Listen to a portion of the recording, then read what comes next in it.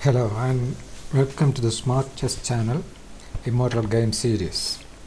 Today we have the third immortal game in the series. This game was the original immortal game because it was the first game to be called an immortal game. Other immortal games were given the immortal game statuses after this game only. This game was played between Anderson and Kieseritzky in 1851 in London. Let us first know the players. Carl Ernst Adolf Anderson, born 6th July 1818, died 13th March 1879, was a German chess genius born in the old kingdom of Prussia. He learned chess from his father at the age of 9 and took chess seriously after a mature age of 24. He was considered the world's leading chess player from 1851 to 1857 until the American chess legend Paul Morphy defeated him in 1858. Anderson's contributions to chess also include the chess problem compositions he published from 1842 onwards for a few years, and also a chess opening called Anderson's opening, which starts with 1 A3, with which he even scored 1 win, 1 loss and 1 draw against his mighty opponent Paul Morphy in the match. Now let us know the black player. That is the person playing with black pieces. Lionel Adalbert Bagration Felix Kieseritzky, born 1st January 1806, died 18th May 1853, was a Baltic German chess player born in Russia and later lived in France. He was the immortal loser in the casual game, that is this game which we are going to discuss now, which he played against Anderson. The game was later called the Immortal Game, and it was Kieseritzky who recorded and published the game with sportsman spirit, although he was on the loser's side. Kieseritzky's contributions to chess include his invention of the first three-dimensional chess, also called the cubic chess, in 1851, and a chess opening theory, and his contribution to chess opening theory, for example, the Kieseritzky gambit of the King's Gambit accepted. Now let us go into the game.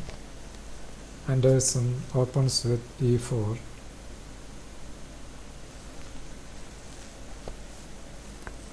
Kieseritzky responds with e5.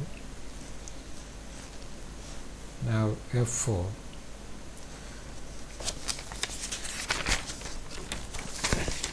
Now we have the King's Gambit.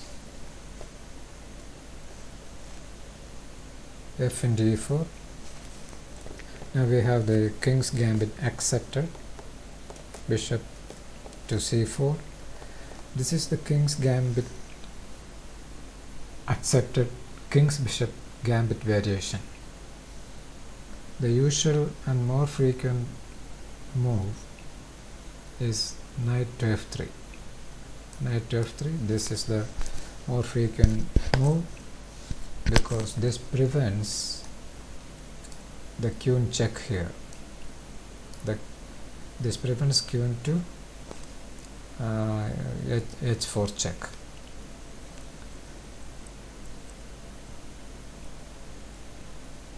Again, in this NF3 variation,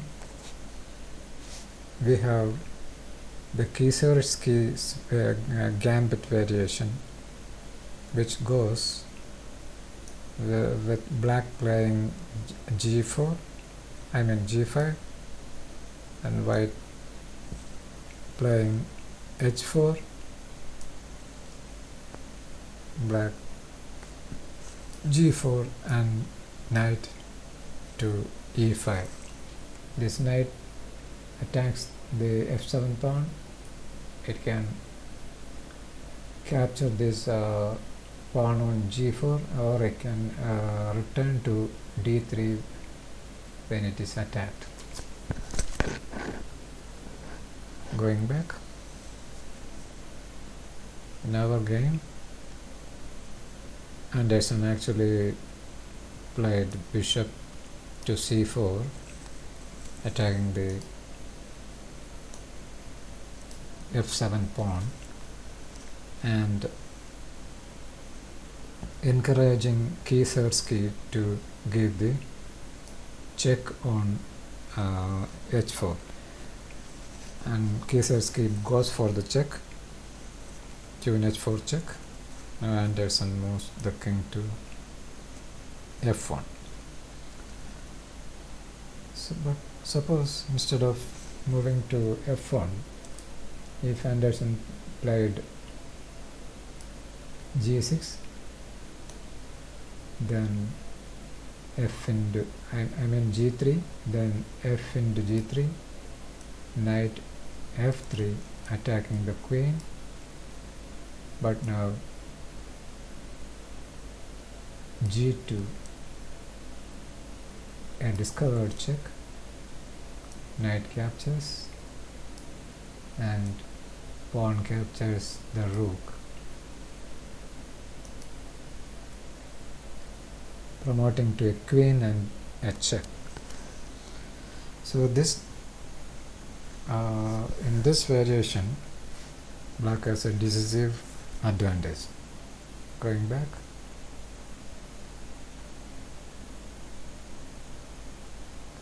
so Anderson actually played king to f1, and then Kieserski attacked the bishop with b5. Anderson took, and Kieserski now developed the knight, attacking the e4 pawn. Anderson first attacks the queen by knight f3. The queen goes to h6, defending this pawn.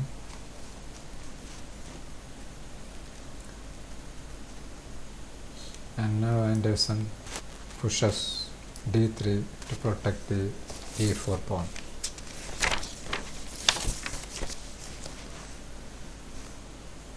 Now Kieserski plays knight to h5, threatening, and knight to g3 check. Anderson plays knight h4, but suppose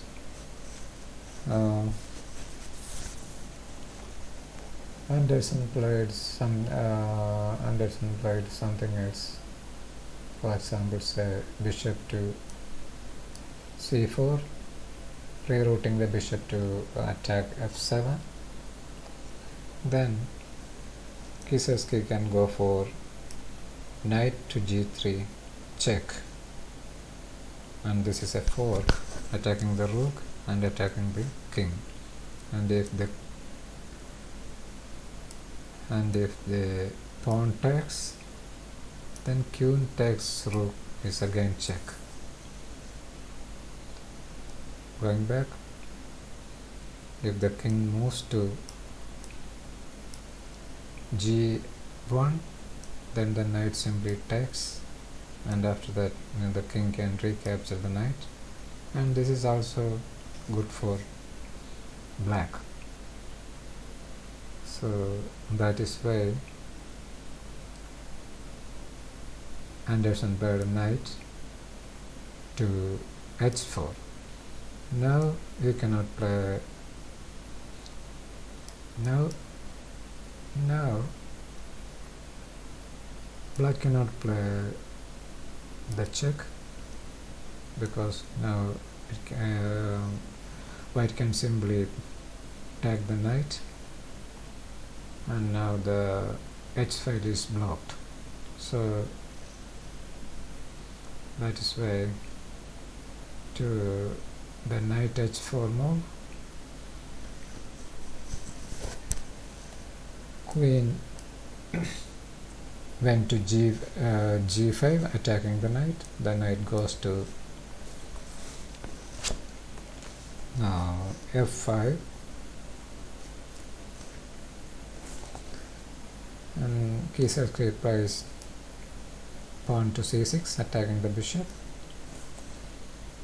and Anderson counteracts, attacks the knight on h5.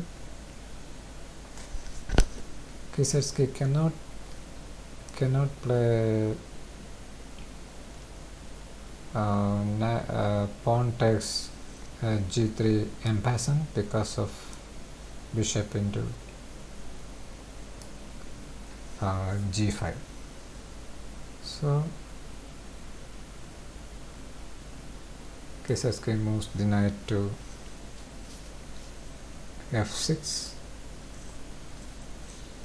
and now Anderson moves the rook to g1, defending the pawn on g4. But now the bishop drops and it is taken by c into b5. Anderson attacks the queen with h4, and the queen has only one move, and that is g6. Anderson again attacks the queen with h5. Queen comes back. Anderson moves the queen to f3 with a threat to trap the queen by taking the pawn at f4 with the bishop. Let us put it on the board. Suppose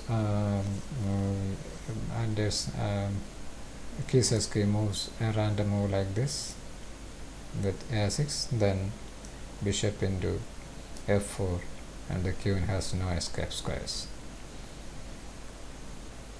So that is why Kisarski moved the knight to its original square to give the queen an escape square, or any escape, and it can go to here, here, or here when it is attacked.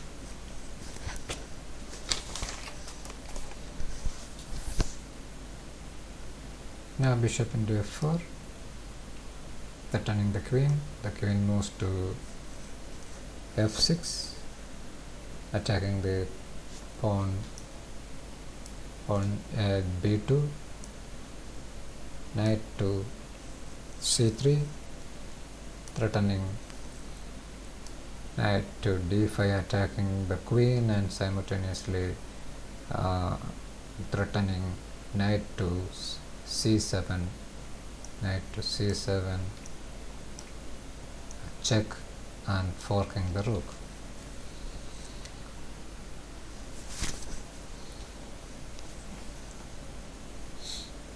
So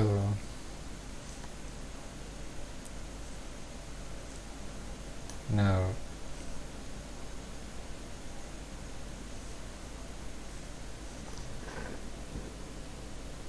bishop c5, attacking the rook on g1, but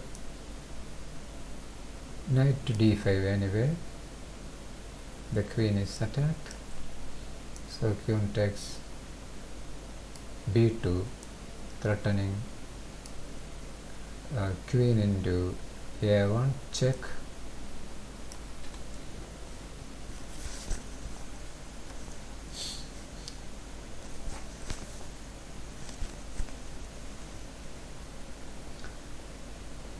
But Anderson has other ideas.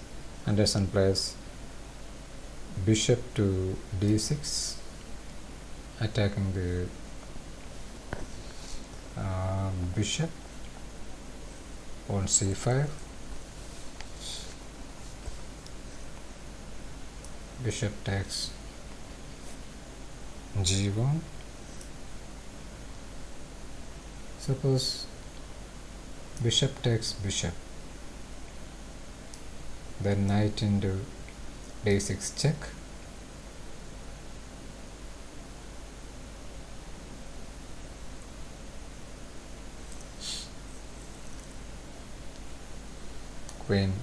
King moves to d8, then knight into f7 check. Queen moves back. King moves back. Knight d6 check.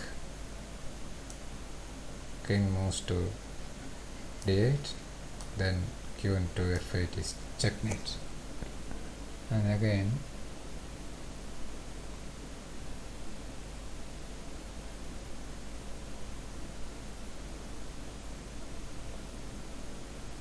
and then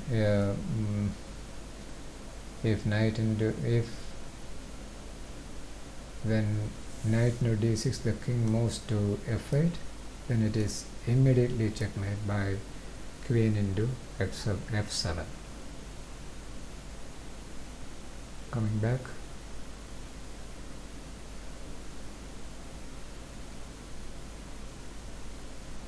so in our game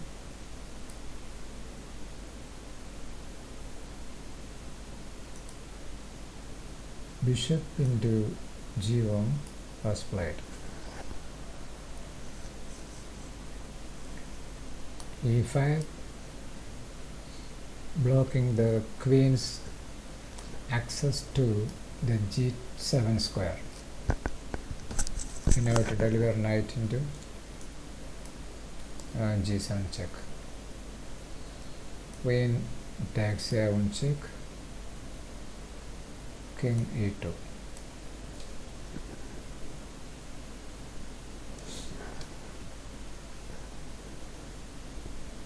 Knight a6. Suppose instead of knight a6,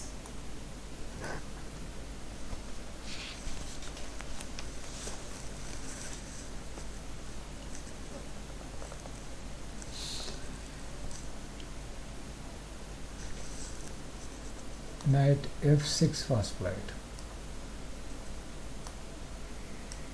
Then also knight into g7 check.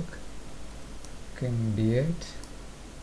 Now we have mate in three ways. Either you can go for queen into f6 mate,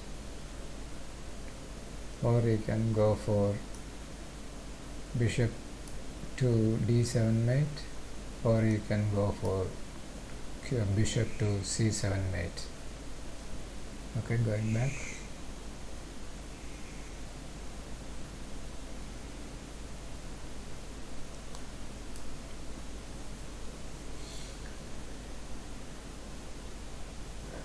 In Kisarski played knight to a6. Now we have knight into g7 check. King to d8. Queen to f6 check. Knight into f6 and bishop to e7 checkmate.